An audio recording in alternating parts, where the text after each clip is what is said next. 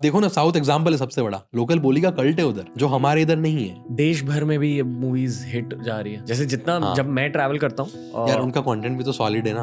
आप कोई south movie देख के बोलोगे यार बनाइए, सॉलिड बनाइए, अगर मान लो दिमाग साइड में रख के देखने वाली मूवी भी है तो वो भी काफी सॉलिड बनाते हैं वो लोग। जितनी भी नॉन अमेरिकन कंपनीज थी जो यूएस की ऑडियंस को कंटेंट दिखा रही थी, फेसबुक ने उनको ब्लॉक करना चालू करा, तो उसमें हम भी थे।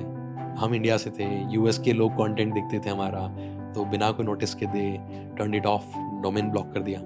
क्या करते हैं, हमारा ट्रैफिक सीधे रोज के 2-3 मिलियन यूजर आते थे, डाउन होके 10,000 20,000 हो गए। और उसके ठीक 2 महीने पहले हमारे पास 300 करोड़ का ऑफर था एक्विजिशन का। तो when I went to US, he met someone there, तो वी हैड एन ऑफर।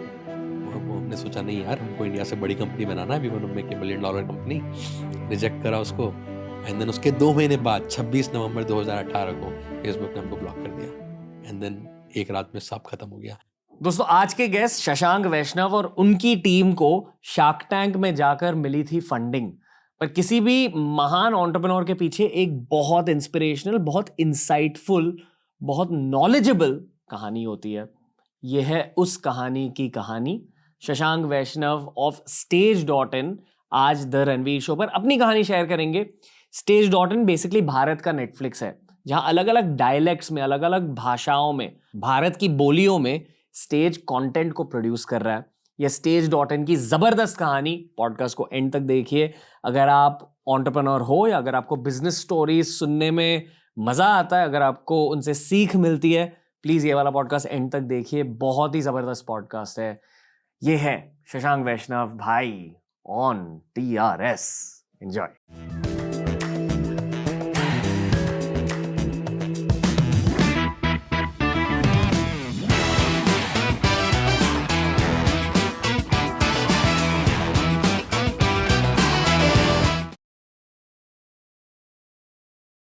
काफी सारे मजेदार स्टार्टअप्स के को-फाउंडर शशांक वैष्णव भाई आज हमारे साथ है। कैसे हो ब्रो? बहुत शानदार भाई, बहुत शानदार, अमेजिंग। What's happening? कैसे हो? आजकल बस यही चल रहा है, प्लेटफॉर्म को और कैसे स्केल करें, और कैसे ज़्यादा यूज़र लाएं, और कैसे अच्छा कंटेंट बनाएं और अपने यूज़र्स को सर्व करें। एंड ऑब्सेशन यूज़र्स से काफ़ी ज़्यादा है, और उसी के अराउंड लाइफ रिवॉल्व हो रही है, वही चल रहा है। शार्क टैंक का एक्सपीरियंस कैसा रहा? पता है, जब भी शार्क टैंक सीजन ऑन होता है, एंटरप्रेन्योरशिप कंटेंट भी फटता है यूट्यूब पर। एंटरप्रेन्योरशिप का एक क्रेज पूरे देश में छा जाता है। So how was the shark tank experience भाई? It was lovely, it was very nice.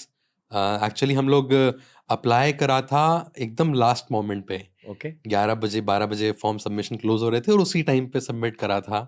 And then फिर उसमें हो गया, उसका ऑडिशन हुआ, ऑडिशन दे के आए, और पूरा process was really amazing. Audition में क्या होता है? ऑडिशन में वही स्टोरी जाके बताना होती है। Okay. तो दिल्ली में ही हुआ था वो, वहाँ जाके हमने दिया। तो इनिशियली वी वर थिंकिंग कि यार आई थिंक हमने शार्क टैंक का स्टेज पास कर दिया है, अभी शायद इतना हाई वैल्यूएशन मिलेगा नहीं वहाँ पर। तो वी थॉट के एक्सपीरियंस करने में क्या जाता है, एटलीस्ट अगर इन केस अगर मिलता है वहाँ से, तो this sharks are really really good. काफ़ी बड़े बिजनेस बनाए इन्होंने, और मार्केटिंग काफ़ी हेवी लेवल की मिलेगी अपन को, वो भी फ्री ऑफ कॉस्ट। तो ट्राई करने में कुछ नहीं जाता है। ये सोच के फॉर्म भर दिया, सिलेक्शन हो गया, ऑडिशन हुआ, उसमें भी सिलेक्ट हो गए। देन मुंबई आए। वो 5 दिन बड़े ब्यूटीफुल थे, हम तीनों साथ में थे, होटल में रुके थे और डिस्कशन करते थे, प्लान करते थे। यशराज स्टूडियो में शूट था हमारा, तो डेली वहाँ जाना होता था, बाकी कंटेस्टेंट मिलते थे, और लोगों से बातचीत हुई, तो काफ़ी अच्छा लगा। बचपन में इंडियन आइडल देखा करते थे, इंडियन आइडल एंड ऑल, तो मैं सोचता था अपन को तो गाना गाते आता नहीं है यार, तो शायद हमारे लिए नहीं है ये। But Shark Tank is like Indian Idol for entrepreneurs, and it went all good. और शार्क्स आपको काफ़ी अच्छा फील कराते हैं, कंफर्टेबल फील करते हो आप जब वहाँ जाते हो ग्रैंड सेट के ऊपर, और आपको जाके आपकी स्टोरी बताना है। वो हमने बताई, एंड शार्क्स को अच्छा लगा। बिहाइंड द सीन्स और क्या क्या होता है जो लोग टीवी पे नहीं देखते?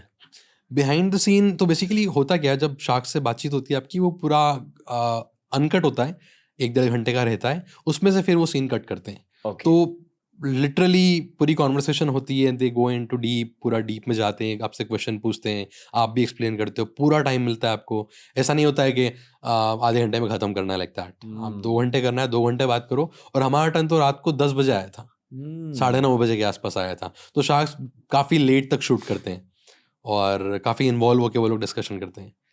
और बाकी कंटेस्टेंट्स की क्या वाइब होती है, उनकी मेंटालिटी क्या होती है?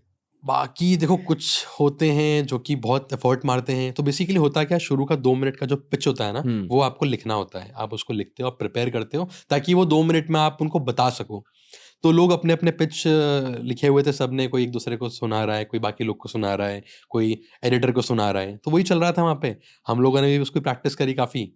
और मतलब कुछ लोग जैसे कि हम, क्योंकि कुछ इंसिडेंट्स हुए हैं लाइफ में से पास्ट में, जिस वजह से ओवर प्रिपेयर्ड रहने की आदत हो गई है।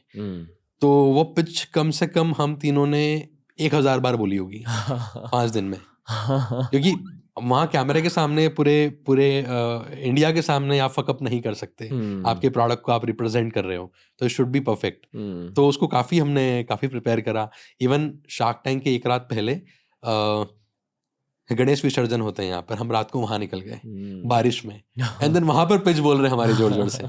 सो काफ़ी फन था वो 5 दिन, बहुत अमेजिंग निकले। एंड देन उसके बाद का तो फिर बताइए सबको, जब एयर हुआ तो पता है मैंने यूएस शार्क टैंक का एक क्लिप देखा था जहाँ एक कंटेस्टेंट रिजेक्ट हुआ था बाकी शार्क्स की वजह से, एंड आज वो खुद एक शार्क बन चुके हैं। आई हैव सीन दैट, वो देखा है वीडियो। That's really amazing. बहुत बहुत क्रेजी स्टोरी है उनकी। उन्होंने आई थिंक कुछ कैमरा की स्टार्टअप बनाई थी, सिक्योरिटी कैमरा, सर्विलेंस कैमरा जो अपने आप मूव करता है। हाँ, और Amazon bought it for 1.2 billion और समथिंग लाइक दैट। तो अभी वो खुद शार्क बन चुके हैं। आई वोंट बी सरप्राइज अगर आप तीनों में से कोई एक शार्क बन जाए एक दिन, भगवान ने चाहा तो। जिस तरह से स्टेज की ग्रोथ जा रही है, बहुत क्रेजी कंपनी है ये। झट से समझा दीजिए कि स्टेज क्या करता है। या तो स्टेज इसे OTT प्लेटफॉर्म, आपके डायलेक्ट में हम लोग ओरिजिनल कंटेंट बनाते हैं। डायलेक्ट मतलब आपकी बोली, आपकी लोकल बोली। जैसे हरियाणा के लोग हरियाणवी में बात करते हैं, राजस्थान के लोग मारवाड़ी में बात करते हैं, MP के लोग मालवी में बात करते हैं। तो ऐसे हमारे देश में 20,000 डायलेक्ट्स हैं, 20,000 से भी ज़्यादा डायलेक्ट्स हैं। और उनका क्योंकि कोई साहित्य नहीं होता है, तो उनमें कंटेंट नहीं बनता, उनमें मूवीज़, वेब सीरीज़ या लिटरेचर नहीं बनाया जाता है, कुछ भी ऐसा। तो वो ख़त्म होते जा रहे हैं। तो स्टेज में हमने सोचा कि यार जो लोग इंग्लिश और हिंदी में बात करते हैं, उनके लिए premium platform like Amazon prime and Netflix है, यूट्यूब भी है। अभी यूट्यूब पे मालवी कंटेंट या हरियाणवी कंटेंट ढूंढेंगे तो बहुत ज़्यादा वेब सीरीज मूवीज़ नहीं मिलती है, ऑर्गेनाइज सेक्टर नहीं है और प्रीमियम कंटेंट नहीं है। तो उसी आइडिया के साथ हमने बोला यार हम लोग जो अपनी बोली में बात करते हैं, अपनी बोली को बढ़ावा देने के लिए, उसके लिटरेचर को बचाने के लिए हम लोगों ने सोचा ठीक है स्टेज चालू करते हैं। एंड वी बिलीव लोग, अगर इसमें अच्छा कंटेंट बनेगा, पीपल विल वॉच इट। और जो कि हुआ। अभी हरियाणा में we have around 2.5 lakh paid subscribers, और 3 महीने पहले हमने राजस्थान भी शुरू करा है, वहाँ भी काफ़ी अच्छा अर्ली ट्रैक्शन मिल रहा है। फीस कितनी है? तो साल का 400 रुपीज़ है। ओके, 400 रुपीज़ का प्लान है। एक क्वार्टर का 200 रुपये का प्लान है। मैक्सिमम साल वाला ही बिकता है। ये बहुत क्रेजी बिजनेस है। ये आइडिया भी बहुत क्रेजी है, क्योंकि अक्सर आई थिंक और कोई होता तो पहले ये सोचते कि यार I am competing against YouTube. या तो आपने ऐसे सोचा नहीं? तो हमसे जब भी बातचीत होती है इन्वेस्टर्स वगैरह से, तो पीपल यूज्ड टू आस्क तुम्हारा कंपटीशन कौन है। तो हम बोलते थे यार जो भी आई बॉल्स ले रहा है, उस यूज़र का टाइम ले रहा है, वो कंपटीशन है हमारा। यूट्यूब सबसे बड़ा कंपटीशन था। बट यूट्यूब पे भी जो कंटेंट मेजॉरिटी में इंडिया में एग्जिस्ट करता है, वो हिंदी में करता है या फिर लैंग्वेजेस में करता है। भोजपुरी में आपको मिल जाएगा, लेकिन अवधि में नहीं मिलेगा। और भोजपुरी में अगर मिलेगा भी ना, तो वो काफ़ी स्लीजी इन नेचर होता है, प्रीमियम कंटेंट नहीं है। हरियाणवी में भी अगर आपको मिलेगा तो कुछ स्लीजीनेस मिलेगी थोड़ी। स्लीजीनेस मतलब सेक्सुअल? हाँ, मतलब थोड़ा सा बी ग्रेड टाइप का कंटेंट। तो हमारी आइडियोलॉजी ये थी, काफ़ी प्रीमियम कंटेंट बनाएंगे तो people will watch it and they will even पे फॉर दैट। तो होता क्या ना, जब भी इन्वेस्टर्स के पास जाते थे तो दे वर लाइक यार यूज़र पैसा नहीं देगा इसका, तुमने बढ़िया बनाया है, सही है, लेकिन यूज़र आर बाइंग इट। कितने सब्सक्राइबर्स अभी? अभी 2,50,000 के आसपास हो गए।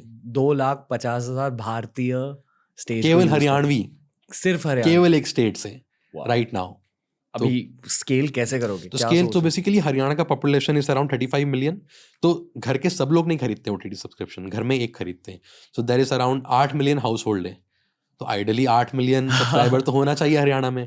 But for next 18 months we are targeting 1 million subscriber in Haryana and 1 million subscriber in Rajasthan. अब बेसिकली हाइपर लोकल नेटफ्लिक्स या hyper local, basically it's a Netflix for Bharat, एकदम अगर सिंपल भाषा में बताएं तो। Wow, that is the thing. और growth potential बहुत ज्यादा है, इनॉर्मस, क्योंकि हमने 20 डायलेक्ट आइडेंटिफाई करे हुए हैं और हर डायलेक्ट में मिनिमम 1 मिलियन सब्सक्राइबर बन सकता है। सो 20 मिलियन पेड सब्सक्राइबर हो गए। मेरे दिल में, क्योंकि मैं भी एक कंटेंट क्रिएटर हूँ, मुझे कंटेंट की समझ है, मेरे दिल में आप तीनों के लिए बहुत ज़्यादा रिस्पेक्ट है कि आपने एक बहुत एडवेंचरस गेम खेली है, पर आपसे भी ज़्यादा रिस्पेक्ट मेरे दिल में मुकेश अंबानी के लिए है। इंटरनेट वो लेके आए।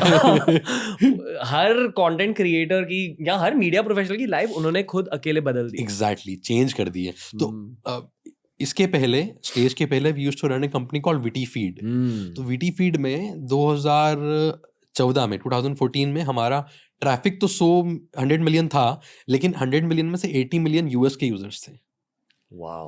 फिर 2018 में क्या करता था WittyFeed? So WittyFeed was a content platform जहां पर वायरल कंटेंट मिलता था, like 15 places to see before you die, ये 15 चीजें आपने देखी नहीं होगी, लाइक दैट लिस्टिकल कंटेंट जिसमें आर्टिकल होते थे, टेक्स्ट होता था, रिटन कंटेंट। ओके।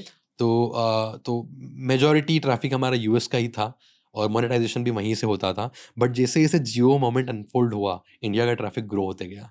2018 में इंडिया का 60 मिलियन था और यूएस का कुछ 40 मिलियन था, क्योंकि हमारा देश अमीर होते जा रहा है।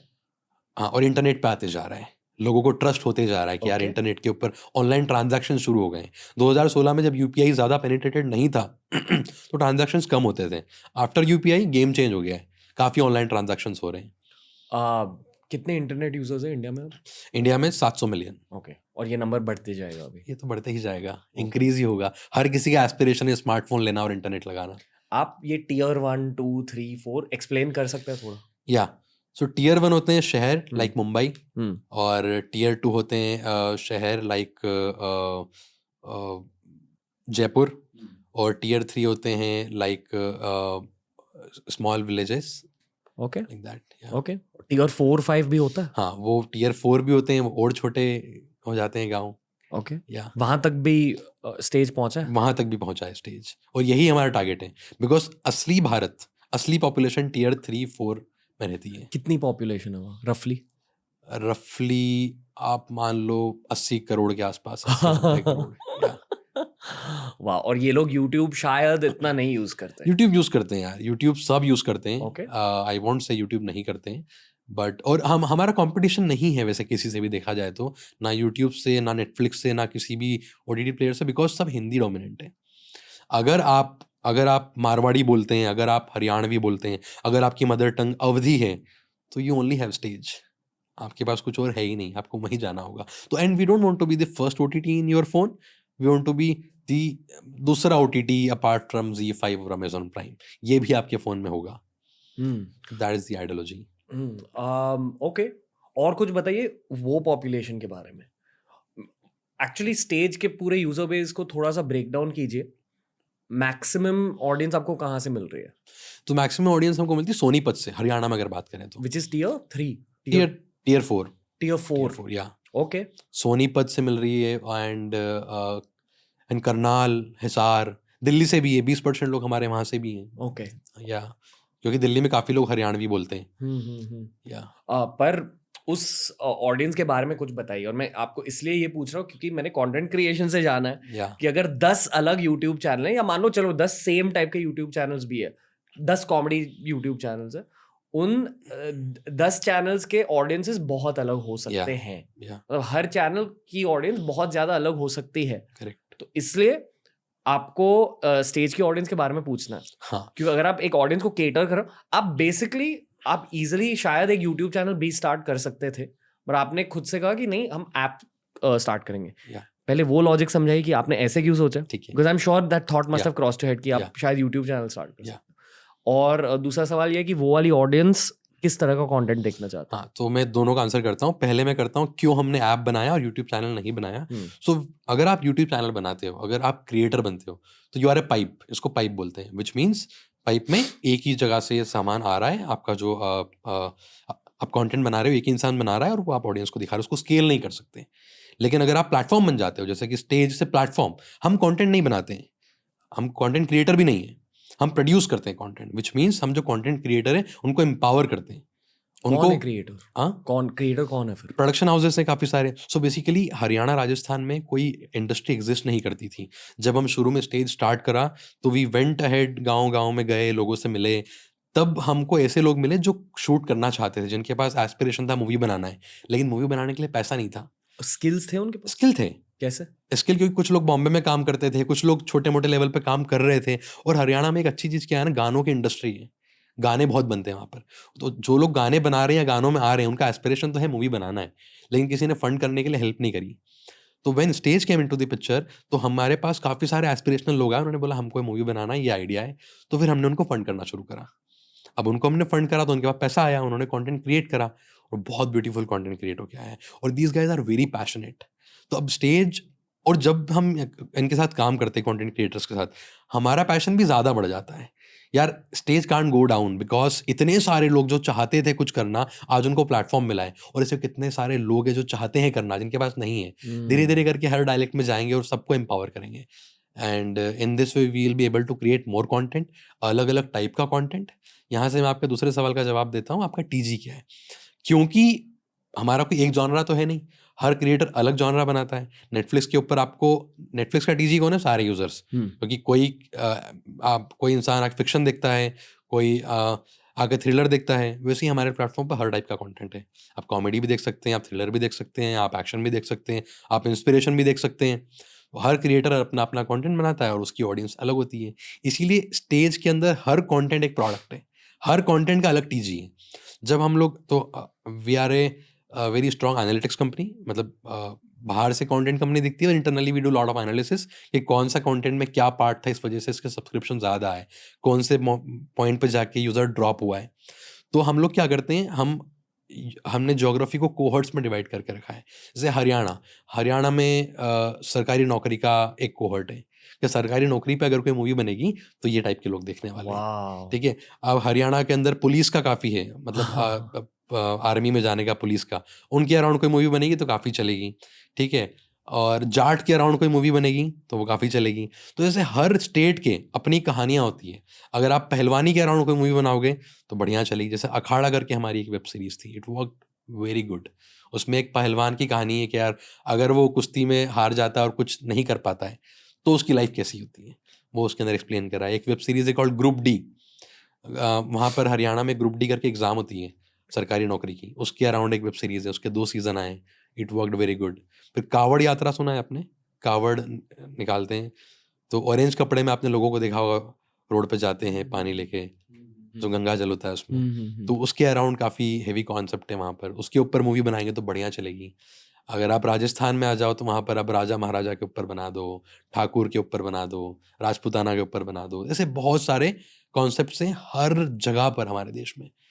तो टीजी सारे ही हैं। ये सच है कि स्पिरिचुअल कंटेंट भी बहुत ज़्यादा चलता है? बहुत हेवी चलता है, हम लोग अगला टारगेट वही करने वाले हैं। क्योंकि हर कोई टी सीरीज को जानता है, पर हर कोई ये नहीं जानता कि टी सीरीज को अपनी ग्रोथ स्पिरिचुअल गानों से मिली है। एकदम एब्सोल्युटली, हम करेंगे वो भी। ओके। कुछ हमने करा भी थोड़ा बहुत, अच्छा अट्रैक्शन आया है। उसका एक टीजी अलग है जो कि बहुत कल्ट टीजी है। मतलब कल्ट मतलब एक बार अगर वो आगे आपके प्लेटफॉर्म को फॉलो करने लगा तो फिर वो बहुत रेगुलर होगा। वाओ।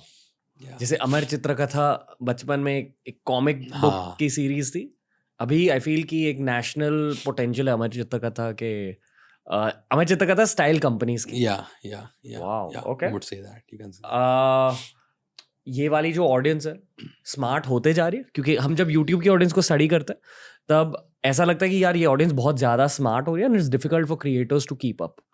मतलब स्पेशली हिंदी चैनल की audience I feel honestly English channel से ज़्यादा स्मार्ट हो रही है, क्योंकि ये लोग ओपन है, सीखना है। इंग्लिश चैनल की ऑडियंस थोड़ी सी क्लोज्ड होती है कि एक क्रिटिकल आई से देखते हैं कंटेंट को, पर हिंदी ऑडियंस बहुत ओपन होती है और अगर आपने गलती भी करी, अगर आपने कुछ गलत किया, आपको फॉरगिव कर देती। इंग्लिश ऑडियंस फॉरगिव नहीं करती।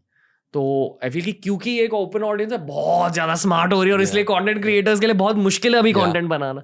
आप भी इस प्रॉब्लम को फेस कर रहे हो? हाँ, तो इसका जब हमने पहली वेब सीरीज बनाई थी, अब देखो हम भी शुरू कर रहे थे और बजट भी बहुत ज्यादा था नहीं, तो मिस्टेक्स थी उसमें, तो हमको लगा था नहीं चलेगी। People loved it. आपकी ऑडियंस से बात करते हो? काफी बात करते हैं। ओके। तो हमारी टीम में फ़ोन नंबर हम सर्कुलेट करते हैं, पूरी टीम बात करती है। क्योंकि कुछ चीज़ों को आप डेटा से जान नहीं सकते, आपको इमोशनली जानना पड़ता है। तो ठीक है, जब आप इनसे बात करते हो, ये लोग यूट्यूब भी देखते हैं? तो यूट्यूब पर क्या देखते हैं? नॉर्मल कंटेंट देखते हैं, गाने सुनते हैं, कोई भी वीडियो आ गया तो वो देखने लग गए। मूवीज़ के सीन देखते हैं, हिंदी मूवी के सीन। हिंदी समझ आती है सबको? हाँ, हिंदी आती है समझ में, बट खुद की भाषा में कंटेंट देखना का अलग एक्सपीरियंस होता है। तो बेसिकली ऐसे बहुत सारे लोग हैं जो अपने घर में अपनी बोली में ही बात करते हैं। अब प्रॉब्लम ये हुआ ना, क्योंकि इसमें कंटेंट बनता नहीं था क्वालिटी का, तो लोगों को भी एक्सपोजर मिला नहीं। जब वो देखने लगे तो उनको अच्छा लगा। फॉर एग्जाम्पल, जाकिर भाई ने एक वेब सीरीज बनाई थी, चाचा विधायक है हमारे, ठीक है, क्योंकि उसमें इंदौरी वर्ड्स हैं काफ़ी सारे, आई वॉच्ड इट, मुझे अच्छा लगा। उसको देख के आई रियलाइज्ड इट कि हाँ यार, डायलेक्ट का पावर अपने आप में अलग ही है। आप जिस लोकेशन में रहते हो, आप जिस बोली में बचपन से बोल के घर में बड़े हुए हैं, आपने सुना है आसपास, वो जब टीवी पे दिखता है ना, उस बारे में बात होती है, तो आपको अच्छी फीलिंग आती है। तो इट्स देयर। अब जब हम यूज़र से बात करते हैं, तो हम यूज़र से काफ़ी बात करते हैं बाय द वे, और जब भी कोई न्यू ज्वाइनी आता है तो उसका मैंडेट है 50 यूज़र से बात करना है उसको फ़ोन करके। तो बहुत प्यार मिलता है यूज़र से, और एक अलग लेवल का एनर्जी, अलग लेवल का मोटिवेशन आता है। जब भी लाइफ में लो फील होता है ना, मैं कोई भी नंबर उठा के यूज़र को फ़ोन लगाता हूँ, I start talking to them, और घंटों बात हो जाती है, लिटरली आधा घंटा बात हो जाती है। क्या बोलते आपको, को रिक्वेस्ट करते कि ऐसा कंटेंट बनाओ या? पहले तो वो बहुत थैंक यू बोलते हैं कि यार भाई जी, आपने ये ऐप बनाई अपने हरियाणवी संस्कृति के लिए, राजस्थानी संस्कृति के लिए, बहुत बहुत शुक्रिया, ऐसा कोई नहीं करता है, मैं पूरा साथ हूँ आपके, हम पूरा सपोर्ट करेंगे आपको। फिर हम पूछते हैं यार इसमें और क्या अच्छा कर ये सकते देसी हैं। ऑडियंस की पावर होती है, लॉयल्टी। लॉयल्टी, भयंकर लॉयल्टी। मैंने बोला हमने एक प्रोग्राम लॉन्च करा है, आप ऐप रेफर करोगे तो अगर आपके ऐप से सब्सक्रिप्शन कोई लेगा तो आपको 100 रुपये मिलेंगे। बोले भाई क्या बात करे है, 100 रुपये नहीं चाहिए, बनने ऐसे ही कर दूंगा मैं तो। तो दैट वाज वेरी स्वीट। तो उनको वो लगता है कि हम अपनी बोली को प्रमोट कर रहे हैं, हम तो करेंगे, हमको पैसे की ज़रूरत नहीं है। तो कंटेंट रिक्वेस्ट करते हैं, नई सीरीज़ मांगते हैं, जैसे कि कोई सीरीज़ देखी उन्होंने, उसका अगला पार्ट एकदम मांग लेते हैं कि भाई तू ये बता सीज़न 2 कब आएगा, मैंने तो वो देखना है। बोला भाई अब टाइम लगता है उसमें, तो फिर हम बताते हैं यूज़र को। आई फील कि यहाँ का कोर लॉजिक ये है कि हर किसी को अपनी आइडेंटिटी प्रोटेक्ट करनी है। या कोर लॉजिक में बताता हूँ आपको एक बार इसका क्या। तो इनिशियली हमको लगा था कि ये प्रोडक्ट तो अपना वेब सीरीज़ है, ओटीटी प्लेटफॉर्म है, ऐप है, बट 6-7-8 महीने के बाद तो प्ले स्टोर पे हम अपने रिव्यूज़ पढ़ते हैं, अपने यूज़र से बात करते हैं, उसमें सब बोल रहे हैं जय हरियाणा, जय राजस्थान, ये ऐप बना के अपनी संस्कृति को बचा ली, और ये सारी चीज़ें आई। फिर हमने यूज़र से बात करी, समझ में आया तो बेसिकली ये जो लोग प्राइड ले रहे हैं, ऐप में नहीं ले रहे हैं, इट इज़ उनके डायलेक्ट में कुछ है। तो अगर मैं छोटे वर्ड्स में इसको सम अप करूँ तो stage is basically helping them reinforce their identity. उनके कल्चर को, उनका आइडेंटिटी को प्रिजर्व कर रहे हैं, बचा रहे हैं, और उसको एक बड़े लेवल पे लेके जा रहे हैं। मैं आपको एग्जांपल देता हूँ। एक लड़के ने हमारी टीम में ज्वाइन करा रिसेंटली, 2-3 महीने पहले। तो मॉर्निंग स्टैंड अप होता है हमारे यहाँ हर मंडे को, तो उसमें पूछा था उससे कि तूने स्टेज क्यों ज्वाइन करा? ही टोल्ड रोहतक में एक कैफ़े में जॉब करता था वो। बोले मुझे उस कैफ़े से निकाल दिया। हमने पूछा क्यों निकाल दिया? तो ही वाज़ लाइक क्योंकि उसके मैनेजर ने मुझे बोला क्योंकि तेरी बोली में हरियाणवी टच आता है, मेरे कैफ़े का नाम खराब होगा इससे, तू जा। बोले अगर स्टेज सक्सेसफुल हो गया, ये कंपनी बड़ी बन गई ना, तो किसी लड़के को इससे निकलना नहीं पड़ेगा किसी जॉब से, क्योंकि उसकी बोली में, उसकी बात में बोली का टच आ रहा है, हरियाणवी का टच आ रहा है। तो ऐसी कहानी सुन के हमको समझ में आता है कि यार स्टेज का सक्सेसफुल होना is very important, because there are very less people in the world जो हिंदी और इंग्लिश इन इंडिया जो हिंदी और इंग्लिश में बात करते हैं। ज़्यादातर लोग अपनी बोली में ही बात करते हैं। आप मुंबई से थोड़ा अंदर चले जाओ, लोग मराठी बोलेंगे, वराड़ी बोलेंगे, कोंकणी बोलेंगे, कोल्हापुरी बोलेंगे, अलग-अलग डायलेक्ट्स में बात करते हैं। और लोग अपने डायलेक्ट में बात करने में शर्माते हैं, नीचा फ़ील करते हैं। मतलब मेरा जो पार्टनर है विनय, उसके पापा तो लिटरली उनके घर पे जाके हम बातचीत करेंगे ना, वो कमरे में आके खड़े नहीं होंगे। बोलेंगे आप पढ़े लिखे लोग बात करो, लेकिन अगर आप हरियाणवी में बात कर रहे हो तो आके बैठ जाएंगे आपके पास में, क्योंकि उनको लगेगा हाँ यार मैं बात कर सकता हूँ इन लोगों से। अब आप देखो यहाँ पर, क्योंकि लोग अपनी बोली में बात करने में प्राइड फील नहीं करते, नीचा फील करते हैं, आप कैसे एक्सपेक्ट करोगे अपने आइडिया शेयर करेंगे वो? दूसरी कंट्रीज़ ग्रो करती है जो अपनी भाषा में बात करती है, क्योंकि वहाँ ज़्यादा लोग आइडिया शेयर कर पाते हैं। हमारी कंट्री की पॉपुलेशन 150 करोड़ है, लेकिन काफ़ी फ्यू लोग हैं जो कम्युनिकेट कर पाएँगे अपने आइडियाज़ को, क्योंकि हिंदी इंग्लिश की वैल्यू है। अगर आप हरियाणवी में जाके आइडिया बताओगे पैडमैन बनाना है हमको, तो पैड बनाना है, तो कोई सुनेगा नहीं, वेरी हार्ड। तो पैडमैन टाइप के लोग बहुत कम निकल पाते हैं हमारे देश से। लेकिन अगर उनकी बोली की वैल्यू होती, उनको नीचा नहीं दिखाया जाता, तो मुझे लगता है बहुत सारे पैडमैन निकलते हैं हमारी कंट्री से। यहाँ बहुत कंटेंट इनसाइट्स मिल रहे हैं हमें। अरे हम सोचे कि बियर बाइसेप्स ऐप बना दे। नहीं नहीं नहीं नहीं नहीं नहीं, आई डोंट, पर ये थॉट आई है मेरे दिमाग में। हमने एक वो मेडिटेशन ऐप स्टार्ट करी है जिसमें सब्सक्रिप्शन मॉडल फॉलो कर रहे हैं लेवल, और वहाँ मैंने सब्सक्रिप्शन मॉडल के चैलेंजेस देखे हैं अभी, और सीख रहे हैं कि कैसे सब्सक्रिप्शन मॉडल का बिजनेस होता है. बहुत बढ़िया बिजनेस है अगर आपने क्रैक किया तो. And that has led me to thinking LTV काफी सॉलिड होता है सब्सक्रिप्शन बिजनेस में. समझाइए आपने जो अभी कहा. LTV is life time value. एक कस्टमर अगर आपकी ऐप पे आता है तो कितने समय तक वो रहेगा और कितना पैसा आप उनसे ले सकते हैं और कितनी वैल्यू उनको दे सकते हैं. That is LTV. बाकी यूट्यूबर्स ऐसे क्यों नहीं सोचते? बाकी यूट्यूबर मे बी सब लोग कंटेंट क्रिएशन पे फोकस करते हैं केवल. They don't think as in बड़ा बिजनेस बनाना है और इसको स्केल करना है. Maybe because of that. जैसे मिस्टर बीस्ट का अगर हम देखें, उन्होंने तो सोचा बड़ा बिजनेस बनाने का एंड ही मेड इट.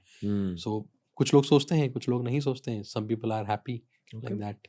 आपका अभी चैलेंज क्या है? स्केलिंग का चैलेंज क्या है? स्केलिंग का चैलेंज ये है जैसे कि हम जो भी कंटेंट एक्सटेंशन करते हैं उसको 6 महीना लगता है बनने में. तो कोई भी नया डायलेक्ट जब लॉन्च करते हैं ना, जैसे राजस्थानी लॉन्च करा ना, तो हमको 8 महीने वेट करना पड़ा. 8 महीने बाद कंटेंट आना शुरू हुआ. फिर जब वो 8 महीने बाद कंटेंट आना शुरू हुआ, अब ऐप के बारे में बज़ बनेगा, एक लोग बात करने लगेंगे. फिर वो एक डायलेक्ट को स्टेबल होने में 1 साल लगता है. तो उस 1 साल के पीरियड को हमको स्केल करने के लिए छोटा करना है. ओके. ताकि नया डायलेक्ट लॉन्च करें और 6 महीने में it's like up and running fast हो जाए. वो हमको एसओपीज के थ्रू करना है. सही. मोस्टली ऑडियंस को रेजिंग मनी का कॉन्सेप्ट शार्क टैंक से मिला है. शार्क टैंक से सीखा कि रेजिंग मनी क्या होता है, इन्वेस्टर्स क्या होते हैं, वीसीज क्या होते हैं. पर आप असलियत के बारे में भी बताइए. शार्क टैंक के बाहर की दुनिया में यही सेम लॉजिक, रेजिंग मनी का लॉजिक, इन्वेस्टर्स का लॉजिक, वीसीज, एंजल्स, ये वाली दुनिया कैसे होती है? और अगर किसी को इसमें घुसना है, क्योंकि बहुत लोगों के पास आइडियाज है, शायद टीम्स भी है, शायद को फाउंडर्स भी है, बट ये जानते नहीं कि वो रेजिंग मनी की शुरुआत कहाँ से करें, कैसे करें. तो एकदम कॉलेज स्टूडेंट के लेवल पर आके समझाइए. अच्छा, बिल्कुल एकदम. सो बेसिकली रेजिंग मनी, पैसा रेज करना मतलब पैसा लेना किसी से आपके किसी आइडिया को या किसी प्रोडक्ट को बड़ा बनाने के लिए. ठीक है. 2 तरीके होते हैं इसके. या तो आप पहले आइडिया लेके चले जाओ कि यार ये आइडिया है, मुझे बनाना है, मुझे पैसा दे दो. यार आइडिया पे कोई पैसा देगा नहीं. आइडिया हर किसी के पास होते हैं. पॉइंट इज दैट आप उस प्रॉब्लम को सॉल्व करने के लिए क्या कर रहे हैं. तो अगर आप कॉलेज में हैं और आपको कुछ करना है तो सबसे पहले तो एक प्रॉब्लम आइडेंटिफाई करो. जिस प्रॉब्लम को सॉल्व करने के लिए आप पैशनेट हो. और मे बी अगर वो प्रॉब्लम आपकी है तो बहुत ही अच्छी बात है. जितनी भी बड़ी कंपनी पास्ट में बनी है, मैक्सिमम उनमें से वो फाउंडर की ही प्रॉब्लम थी. उसने उसी प्रॉब्लम को सॉल्व करा. खुद की प्रॉब्लम सॉल्व करते करते फिर आप स्केल पे सॉल्व करते हो. तो आप सबसे पहले बनाओगे MVP, आपके प्रोडक्ट का एक छोटा पार्ट. मतलब कितने छोटे से में आप उस चीज़ को कर सकते हो. MVP शब्द मिनिमल वायबल प्रोडक्ट. तो इसका मतलब जो भी आपके प्रोडक्ट का बड़ा वर्जन है उसको आप कितना छोटा बना सकते हो. वो छोटा बना के आप उसको प्रूव करोगे कि हाँ यूज़र यूज़ कर रहे हैं, लोगों की लाइफ में कोई चेंज आ रहा है, इससे वैल्यू डिलीवरी हो रही है. जब वैल्यू डिलीवरी हो जाएगी, जब लगेगा यूज़र को सेटिस्फैक्शन है, सही चीज़ें, इसको बड़े लेवल पे करना चाहिए, तब जाके आप एंजल नेटवर्क को रीच आउट करोगे. काफ़ी सारे एंजल नेटवर्क अपनी कंट्री के अंदर बहुत सारे हैं. आप गूगल करोगे आपको मिल जाएंगे इंडियन एंजल नेटवर्क करके. और उनको ईमेल करो. एंजल्स क्या होता है? एंजल्स जो आपको इनिशियल एकदम अर्ली स्टेज में आपके कंपनी को बड़ा बनाने के लिए शुरू में फंड देते हैं कि आप आपके प्रोडक्ट को थोड़ा सा और बड़ा कर सको. जब वो थोड़ा सा और बड़ा, क्योंकि एंजल का जो टिकट साइज होता है छोटा होता है, 5 लाख 10 लाख 20 लाख टाइप से होता है. जब वो 20 लाख का पैसा आपने यूज़ करा और आपके प्रोडक्ट को एक अलग लेवल पे लेके गए, फिर आते हैं बड़े फंड्स जहाँ पर आप सीरीज ए रेस कर सकते हैं. सीरीज ए रेस करोगे, आप आपके प्रोडक्ट एकदम इस स्टेज पे है, आपका PMF आ चुका है, अब आपको उसको स्केल करना है, ज़्यादा यूज़र्स तक ले जाना है, ज़्यादा बड़े लेवल पे करना है, तब आप सीरीज़ ए करोगे. सीरीज़ ए का पैसा, उसका फिर आप एक बेंचमार्क सेट करोगे, यार अगले 18 महीने में हमको इतने नंबर ऑफ़ यूज़र्स तक पहुंचना है, इतने लोगों की प्रॉब्लम सॉल्व करना है. उसके बाद फिर आपको और पैसा लगेगा, फिर आप सीरीज़ B रेस करोगे. और ये सारी प्रोसेस के अंदर आपको कहीं नहीं भूलना है कि आप पैसा कैसे बनाओगे. It is very important. वो आप अर्ली स्टेज में प्रूव कर लोगे. यूज़र अगर आपका यूज़ कर रहा है, आप उसको वैल्यू डिलीवरी हो रही है, तब आप समझ में आ जाएगा आपको यूज़र पैसा देगा या नहीं देगा इसका, या फिर आप किस तरीके से पैसा बनाओगे. फिर आगे जाके एक टाइम आएगा जब आप प्रॉफिटेबल होना चालू होगे, तो वो कैलकुलेशन आपको करना होगी. जैसे हमारे केस में एक डायलेक्ट में अगर हमारे 2.5 लाख पेड सब्सक्राइबर हो जाएंगे स्टेडी स्टेट में अगर आज हरियाणा अगर हम रोक दें अभी, तो हम आज प्रॉफिटेबल हो जाएंगे, बिकॉज हमारे 2.5 लाख सब्सक्राइबर होने वाले हैं. लेकिन हम और ग्रो कर रहे हैं आगे, इसलिए अभी लॉस में आता है. धीरे धीरे सारे डायलेक्ट के अंदर 1-1 मिलियन जब सब्सक्राइबर हो जाएंगे तो विल मेक गुड प्रॉफिट. तो आपको वो भी डिफाइन करना जरूरी है कि मैं कब प्रॉफिट बनाऊंगा इससे, बिकॉज अल्टीमेटली इन्वेस्टर का मकसद भी पैसा बनाना है. तो इनिशियल स्टार्ट करना है MVP से, सबसे छोटा बनाओ. लोग गलती क्या करते हैं यूजुअली, पहले दिन उनको बड़ी कंपनी बनाना है, पहले दिन उनको 100 करोड़ रेस करना है. ऐसा नहीं होता है. और what I believe is that initial product जो आप बनाओगे उसमें पैसे नहीं लगना चाहिए. अगर उसमें पैसे लग रहे हैं तो you are doing something wrong. Okay, this is very simple. आप सही कह रहे हो. आई फील कि हर किसी को धंधा नहीं भूलना चाहिए. बेसिकली धंधा कर रहे हो, या प्रॉफिट्स कमाओ. करेक्ट. बेसिक कोर लॉजिक यही होता है. और अगर आप स्टार्टअप की दुनिया की गलतियों को स्टडी करोगे, बेसिक गलती यही थी कि लोगों ने प्रॉफिट पर फोकस नहीं किया. और फिर अगर प्रॉफिट्स नहीं आएंगे तो टेंशन बढ़ेगी तो झगड़े होंगे और फिर ब्रेकअप्स हो जाते हैं स्टार्टअप्स के. ठीक है, एक और रॉ सवाल पूछूंगा. आपकी विटी फीड की जर्नी से आपने सीखा क्या जो आपने यहाँ अप्लाई कर किया, क्योंकि वहां से आपको एक्सपीरियंस मिल गया. तो उस 5 साल के एक्सपीरियंस को, विटी फीड का, हाँ, या 4 साल के एक्सपीरियंस को अगर आपको कुछ सेंटेंसेस में बॉइल डाउन करने को बोलूं मैं, तो आप क्या बोलोगे ऑडियंस को? चलो 4-5 सेंटेंस में नहीं, बट 100 सेंटेंस में. तो मैं थोड़ा सा स्टोरी को ऐसे नरेट करता हूँ. तो विटी फीड के 4 साल थे. हमने कंपनी शुरू करी थी 2010 में, कॉलेज फर्स्ट ईयर में. तब से हम काम कर रहे थे और 2012 से हमने पैसा बनाना शुरू कर दिया था. Like every day we used to make $2,000 $3,000. तो पैसा तब से आ रहा था. हमने उसी को स्केल करा और उसको विटी फीड बना दिया 2014 में आके. तो जो कॉन्सेप्ट 2012 में था, हमने 2018 तक उसी कॉन्सेप्ट पे कंपनी बिल्ड करी. इस पूरी प्रोसेस में हुआ क्या ना, हमने इनोवेशन नहीं करा.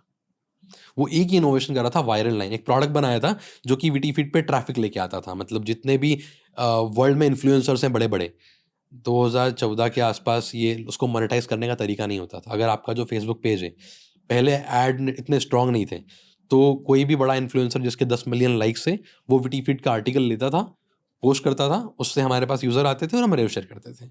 2018 तक यही मॉडल चलाया. हमने कुछ इनोवेशन नहीं करा. तो the learning which we have got काफ़ी सारी मिली है, लेकिन एक ये थी कि इनोवेशन करते रहना है और कभी भी सेटल नहीं होना है. कोई भी बिजनेस में, कोई भी बिजनेस हो, कुछ भी हो, जो सेटल हो गया वो मर गया. नोकिया मर गया. कितने सारे ऐसे बिजनेस जो खत्म हो गए, बड़े बड़े बिजनेसेस. हम तो फिर भी छोटे थे.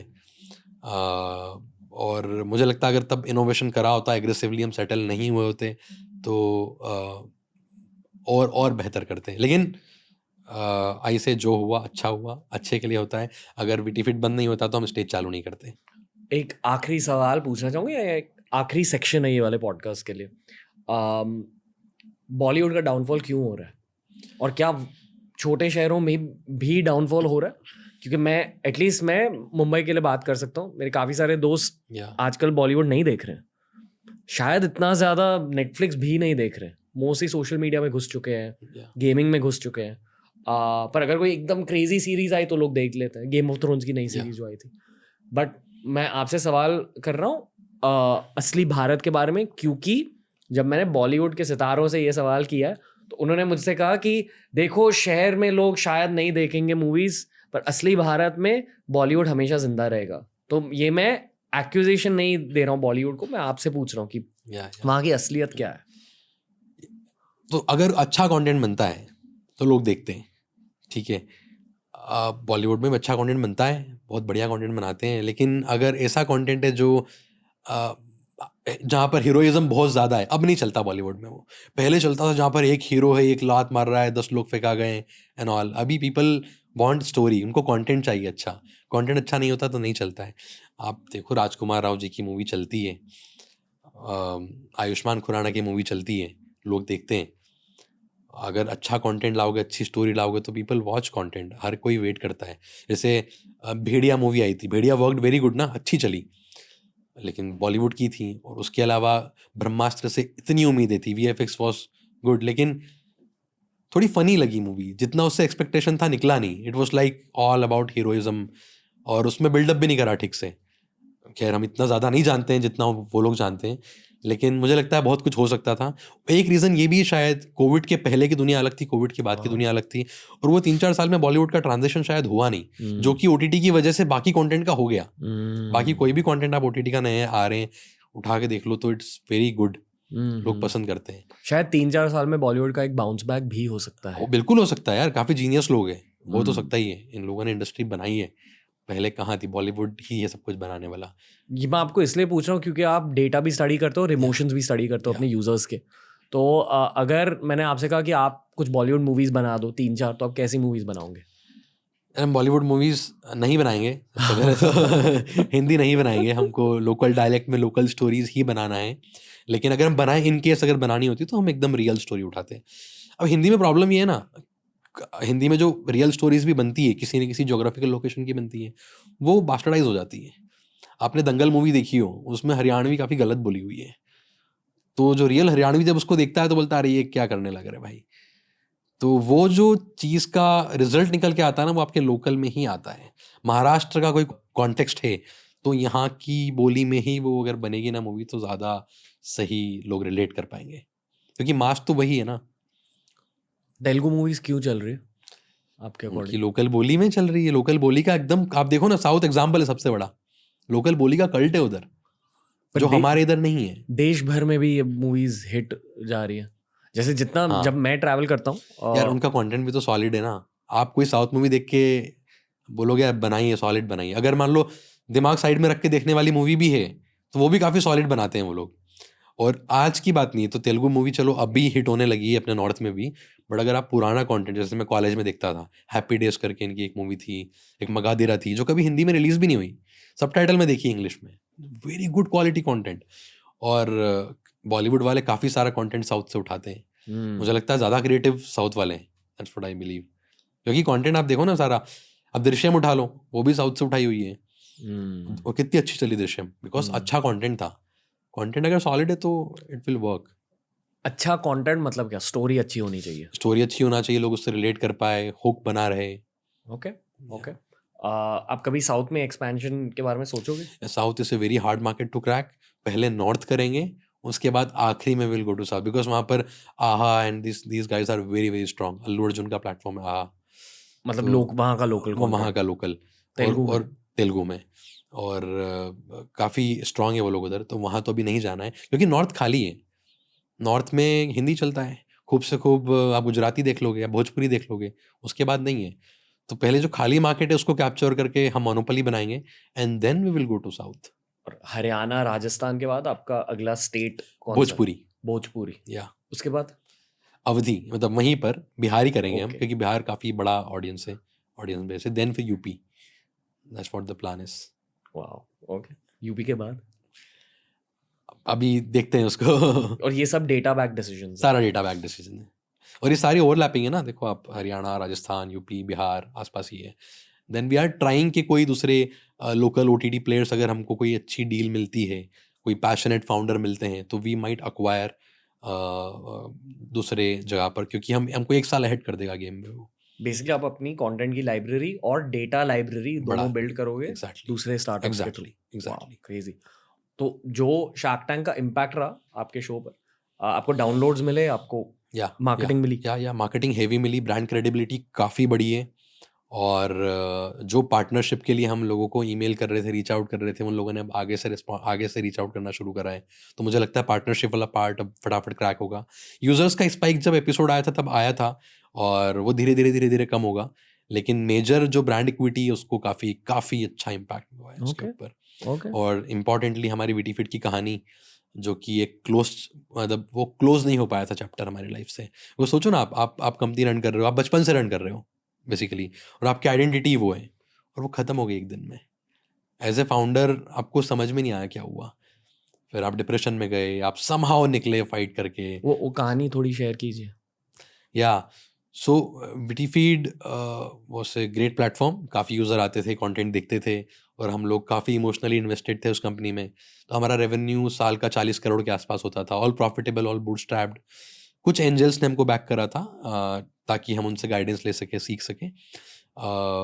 2018 में फेसबुक ने पॉलिसीज़ चेंज करी, कुछ एल्गोरिदम चेंज हुए उनके, उस वजह से वो प्लेटफॉर्म हमको बंद करना पड़ा।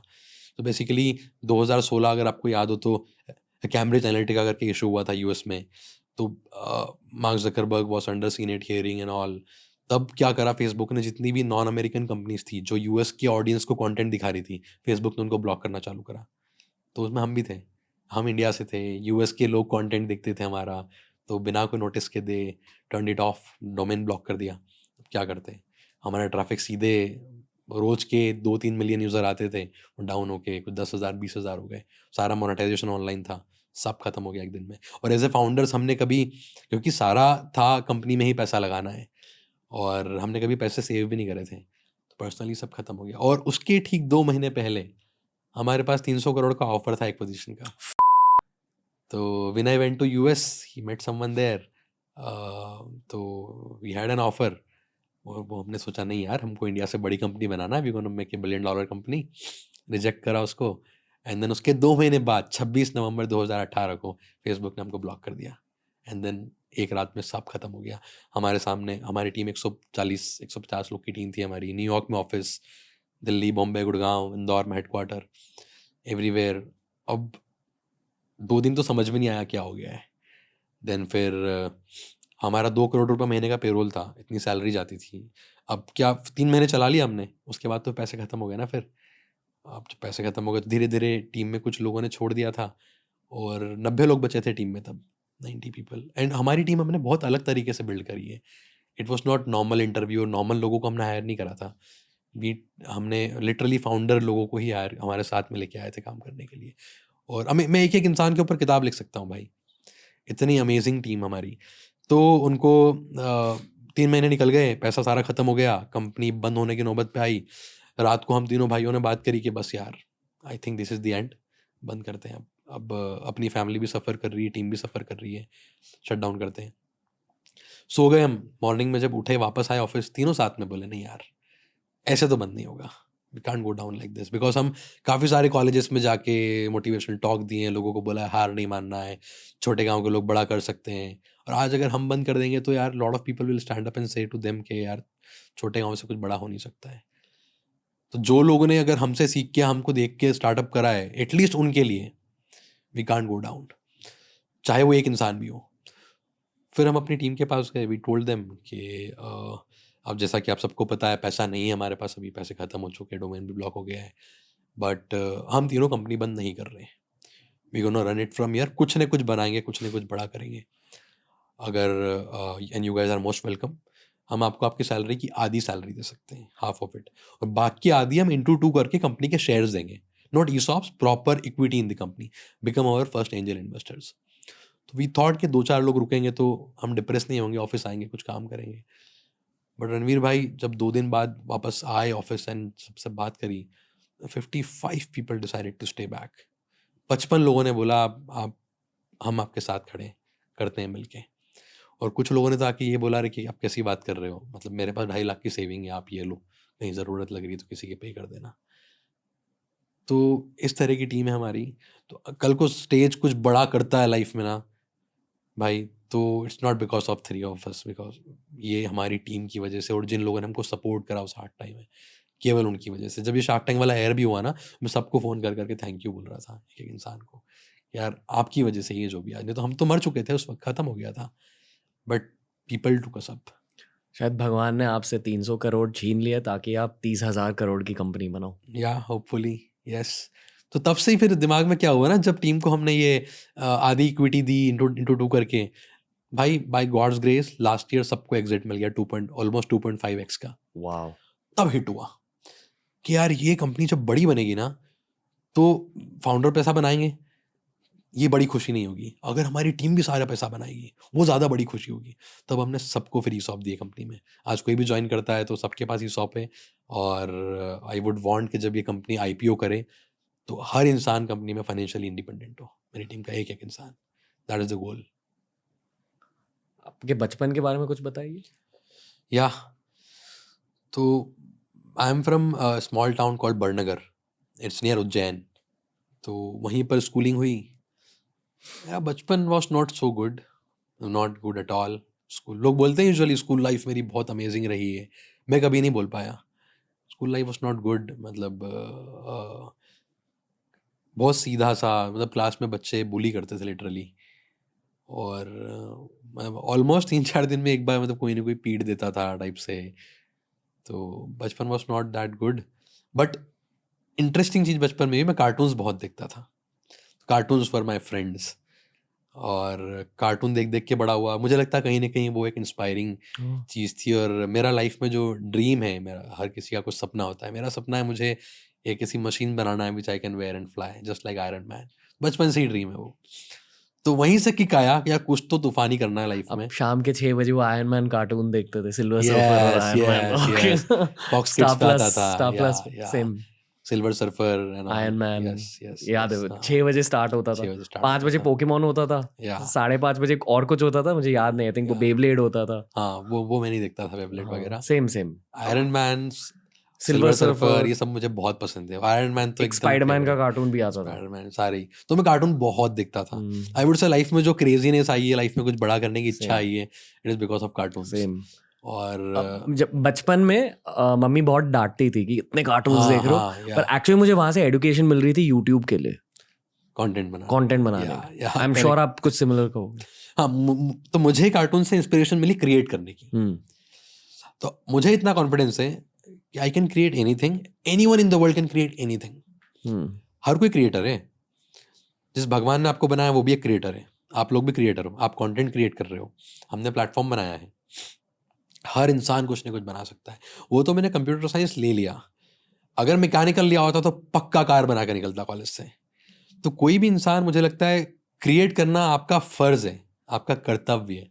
हर किसी को करना चाहिए क्रिएट, और ये कार्टून से शिक्षा मिली है। हाँ, वैसे आपसे बहुत सारी बातें करनी है, बट आपने मुझे बहुत इंस्पिरेशन दे दी है। शायद we might pull off a content, नहीं I am kidding. But Shashank भाई, थैंक यू यार। और आपसे बस एक और सवाल पूछना कि जनरली बहुत सारे कॉलेज स्टूडेंट्स अब एंटरप्रेन्योरशिप के बारे में सोच रहे हैं, या उनसे क्या कहना चाहोगे, क्योंकि आप भी टेक्निकली एक कॉलेज एंटरप्रेन्योर Yeah. हो, या आपने वहां से Yes. शुरू किया था, तो आप कुछ अलग करते अदर देन जो आपने कहा कि आपने इनोवेट नहीं किया विटी फीड में, उसके अलावा और कुछ चेंजेस है आपके दिमाग में, if you could go back? नहीं, मैं कुछ भी चेंज तो नहीं करता। Okay, everything was good. जो भी होता है वही, जो मैं कहता हूँ, अच्छे के लिए होता है। जो नहीं होता है वो भी अच्छे के लिए होता है। हरिवंश राय जी की एक लाइन है, जो मन का हुआ तो अच्छा, ना हुआ तो और भी अच्छा। तो बट अगर कुछ कहना है कॉलेज के स्टूडेंट्स को, तो आई वुड से ये बहुत अच्छी एज है कुछ क्रिएट करने के लिए। यहाँ पर कोई लायबिलिटी नहीं है, कोई टेंशन नहीं है। आप कुछ न कुछ क्रिएट करो। आई वुड से कोई प्रॉब्लम आइडेंटिफाई करो, स्टार्टअप करो। हमारा देश तभी ग्रो करेगा जब कंट्री में हर कोई सोचेगा कोई प्रॉब्लम को सॉल्व करने के लिए, और हर कोई एंटरप्रेन्योरियल बनेगा। तो I would say right time है। हमारा देश एक अलग एरा में है काफ़ी। जैसे अगर आप कोई पुरानी मूवी देखोगे स्टीव जॉब्स की और बिल गेट्स के एरा की, वहाँ पर वैली में तूफान मचा हुआ था। आज हमारे देश में तूफान मचा हुआ है, और ये क्रांति में, ये तूफान में आप मिस आउट नहीं हो सकते। You need to build something. कुछ बनाओ, कुछ ना कुछ सीख के ही निकलोगे। That's what I would say. Shashank वैष्णव भाई, थैंक यू, बहुत अच्छा लगा आपसे बात करके। Wishing you all the luck, thank you, and I am sure कि वो 30,000 करोड़ की कंपनी बन रही है, इंशाल्लाह। But you are going to go past that mark. Yeah. तो ऑल द बेस्ट भाई। Thank you so much, thank you so much. ये था आज का जबरदस्त इंस्पिरेशनल एपिसोड शशांक भाई के साथ। जब मैं शशांक भाई जैसे एंटरप्रेन्योर से बात करता हूँ, मुझे खुद बहुत ज़्यादा बिजनेस मोटिवेशन मिल जाती है यार, कि ऐसे एंटरप्रेन्योर्स ने इतने मुश्किल दिन देखे, पर अभी एक योद्धा की तरह विक्ट्रीज में जी रहे हैं। ऐसी कहानियों को सुनकर हर एंटरप्रेन्योर को बहुत ज़्यादा मोटिवेशन मिलती है। इसलिए मैं ये चाहता हूँ कि अगर आप एक एंटरप्रेन्योर हो, अपने दोस्तों के साथ, अपने कम्युनिटीज़ में ये वाला पॉडकास्ट शेयर कीजिए। टीआरएस पर ऐसे ही बिजनेस स्टोरीज हम शेयर करते रहेंगे। हमें बस ये बताइए कि और कौन से एंटरप्रेन्योर्स को आप टीआरएस पर देखना चाहेंगे। And until next time guys, from Ranveer and the team, नमस्ते, विल सी यू सून।